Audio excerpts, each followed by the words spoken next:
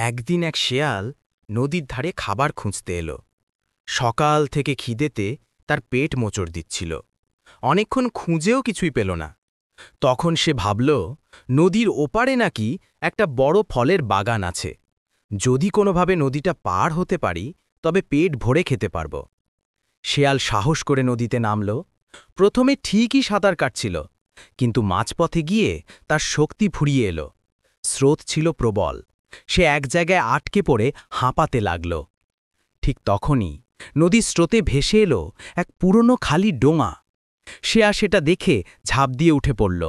বাঁচার আনন্দে সে খুশি হয়ে বলতে লাগল, আহা, ডোঙা না থাকলে আমি মরেই যেতাম।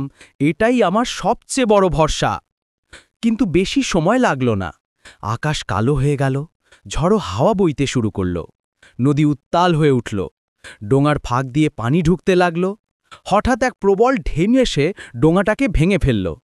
শেয়াল আবার নদীতে পড়ে গেল। প্রাণপণে সাঁতার কেটে কোনো মতে তীরে উঠে এলো। ভিজে একাকার শেয়াল হাঁপাতে হাঁপাতে বলল, হায়, যার উপর এত ভরসা করেছিলাম সেটাই আমাকে ডুবিয়ে দিতে বসেছিল। নিজের চেষ্টা বাদ দিয়ে শুধু ভরসা করলে এভাবেই বিপদে পড়তে হয়।